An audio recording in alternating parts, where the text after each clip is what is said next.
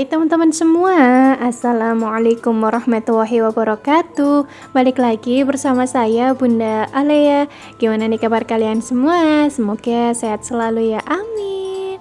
Oke, langsung aja ke videonya. Nah, jadi yang pertama ini saya tuh lagi mau nge-refill jajanan yang ada di toples.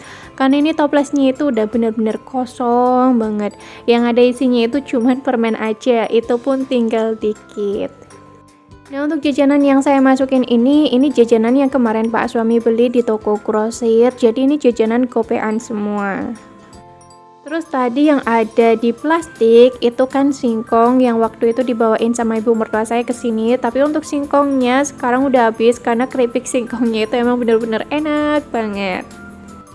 BTW mohon maaf banget ya teman-teman semua kalau ini videonya itu agak keterangan karena saya juga nggak tahu ini HP-nya itu suka diotak-atik sama Alea gitu kameranya, makanya waktu saya ngevideoin kadang tuh kayak ada yang beda gitu loh cahayanya. Oke, untuk di video awal di sini saya tuh mau ngelanjutin cerita waktu saya tuh lahiran. Jadi kemarin kan ceritanya saya udah selesai lahiran di jam 7 pagi kan ya. Nah, teman-teman tahu nggak sih, Masya Allah tabarakallah, kalau menurut saya pribadi, saya lahirannya itu emang bener-bener dipermudah walaupun emang kontraksinya itu dari sore. Cuman yang saya rasakan sakit bangetnya itu mulai dari jam setengah 2 sampai adik bayi itu lahiran. Kalau untuk jahitan mah nggak seberapa ya, karena kan jahitan itu dibius juga.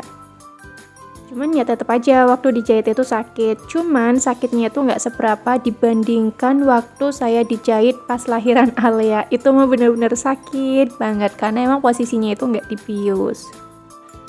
Jadi selama saya tuh kontraksi dari saya lahiran Alea sampai saya tuh lahiran adik Moren, jadi setiap saya tuh lagi kontraksi ataupun nggak kontraksi, saya tuh selalu baca Hana waladat Maryam, Maryam waladat Isya, Ukhrut ayuhal maulud bikudratil malikil ma'bud. Mohon maaf nih kalau misalkan pengucapannya itu agak salah ya. Dan bener-bener Masya Allah banget, kalimat itu bikin saya tuh tenang. Terus kayak yang gak nyangka aja gitu, semuanya itu dipermudah. Coba aja deh teman-teman kalau lagi kontraksi sambil baca kayak gitu juga. Terus alhamdulillahnya juga kan pas Pak suami pulang kerja jam 8 malam. Jadi waktu saya lahiran emang ditemenin sama Pak suami. Jadi Pak suami itu menyaksikan saya langsung waktu saya itu lagi kontraksi maupun waktu lagi ngelahirin adik Mauren. Jadi Pak suami tahu sekarang perjuangan saya itu gimana ngelahirin anaknya. Waktu saya lahiran Alea kan saya nggak ditemenin sama Pak suami karena kan posisinya saya itu lahirannya di kampung sedangkan Pak suami sedang perjalanan pulang ke kampung. Oke, sekarang review untuk kamarnya ya. Nah, untuk kamarnya di sini saya tuh pilih kamar yang VIP di Klinik Al-Fatih Medica CKM. Untuk harganya itu 3,5. Itu normal ya, tanpa ada jahitan, tanpa ada infusan dan yang lain-lainnya. Cuman kalau misalkan teman-teman ada infusan ataupun jahitan ya itu ada tambahan lagi. Nah, untuk kamarnya VIP itu udah meliputi semua cucian kotor. Jadi baju-bajunya saya yang kotor itu udah dicuciin sama kliniknya ataupun di laundry gitu. Terus untuk si ari-arinya juga udah dapat kendil, terus juga udah dicuci sampai bersih. Oke, sebelum lanjut di sini saya tuh mau menjelaskan dulu ya, ini saya tuh lagi unboxing. Jadi ini saya tuh beli sendal. Untuk sendalnya ini harganya tuh sekitar ya di bawah 100 ribuan gitulah. Untuk linknya nanti bakal saya taruh di description box yang paling atas. Ini sendalnya itu saya pilih yang warna coklat, tapi di bagian apanya ya itu warna hitam, bener-bener cantul banget. Dan untuk sendalnya ini tuh empuk. Jadi untuk sendalnya ada haknya, cuman haknya itu nggak terlalu tinggi banget. Nah, untuk unboxing yang pertama tadi saya tuh beli jilbab. Untuk jilbab harganya itu sekitar 20 ribuan aja dan untuk motifnya itu banyak banget dan pastinya tuh bagus-bagus banget. Kalau tadi saya tuh pilih 2 motif. Oke, lanjut lagi ya ke ceritanya. Nah, untuk review kamarnya, kalau menurut saya pribadi bener-bener enak banget yang ada di CKM. Jadi kamarnya itu luas banget. Dan di bagian dalamnya itu udah ada kamar mandi, udah ada kulkas. Nah, di dalamnya kulkas itu juga udah ada buah-buahan, terus ada minuman aqua, ada Floridina, terus ada teh pucuk, sama ada apalagi ya. Pokoknya lumayan banyak untuk isi kulkasnya tuh. Nah, untuk isi di dalam kulkasnya itu juga nanti bisa dibawa pulang.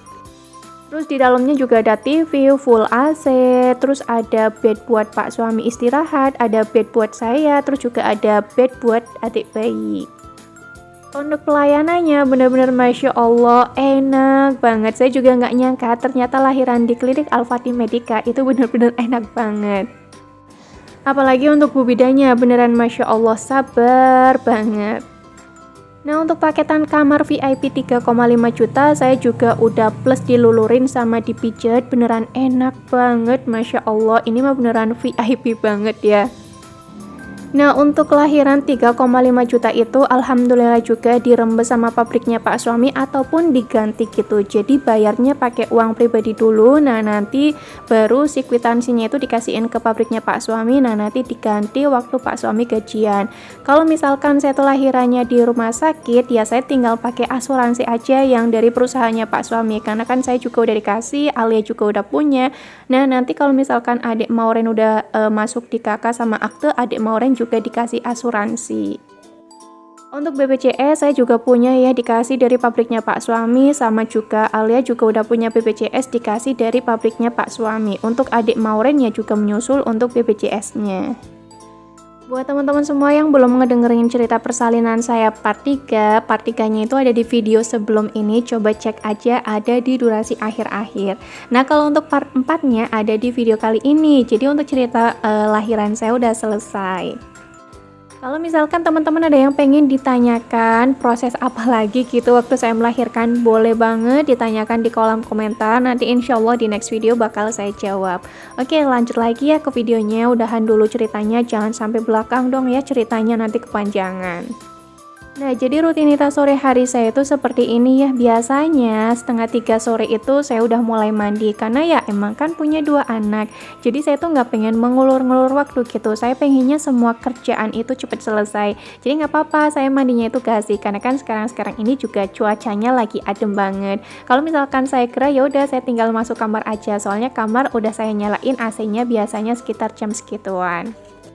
Nah untuk ruang tamu juga kipasnya biasanya selalu nyala, tapi kalau misalkan udaranya dingin banget ya biasanya nggak saya nyalain. Nah anak-anak tadi Alia sama adik Mauren juga mandinya gasik banget, karena ya sengaja aja gitu sih, kalau misalkan kesorean takutnya itu malah nanti tambah dingin. Jadi teman-teman bisa ngeliat sendiri ya, tadi sekitar jam 3-an lebih tuh anak-anak udah saya mandiin semua. Untuk rumah sebenarnya di pagi hari udah saya sapu, udah saya pel, udah saya lap-lapin. Cuman di sore hari kan biasanya kayak ada debu-debu lagi yang masuk. Ya udah saya sapuin lagi, cuman ya nyapuinnya emang tipis-tipis aja yang kelihatan kotor. Untuk di bagian teras juga sama aja ya, saya sapuin. Terus ya udah kalau selesai nyapuin, ini saya tuh lanjut ngejemurin baju karena kebetulan saya tuh ada cucian. Nah untuk nyucinya sekarang tuh 1 minggu ya mungkin ada 3-4 kalian. Pokoknya saya tuh nyucinya 2 hari sekali.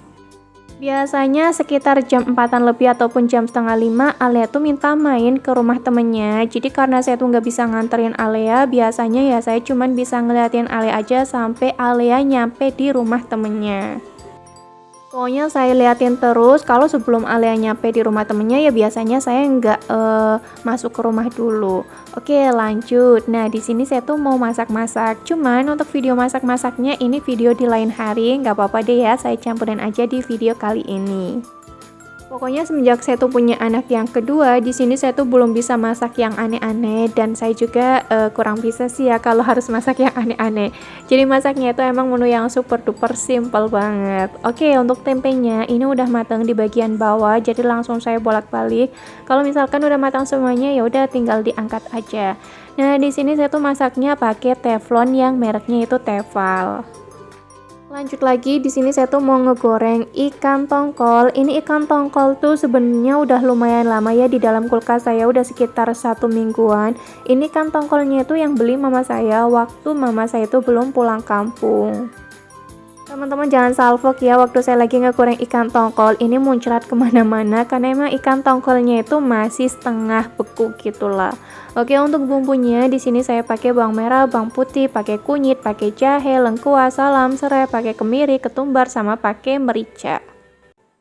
Udah, bumbu kuningnya cuman kayak gitu aja. Jadi kali ini tongkolnya itu pengen saya masak kayak mama saya, jadi tongkol di bumbu kuning. Cuman untuk rasanya ya seperti biasalah, kurang mirip gitu sama masakan mama saya.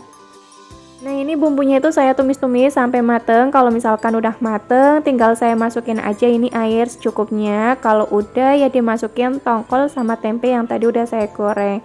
Terus nggak lupa juga saya kasih 1 santan kara. Kalau mama saya yang masak, itu bumbunya diulek, tapi ini berhubung saya yang masak ya udah bumbunya saya blender aja biar cepet. Untuk bumbu tambahannya di sini saya kasih garam, micin, gula, sama dikasih royco sedikit aja ataupun sesuai versinya teman-teman. Kalau lagi masak bumbu tambahannya itu kayak gimana aja. Nah, kalau misalkan udah belebek-belebek ya berarti tandanya udah mateng, tinggal saya tambahin cabai aja deh. Udah jadi. Sampai sini video saya. Wassalamualaikum warahmatullahi wabarakatuh.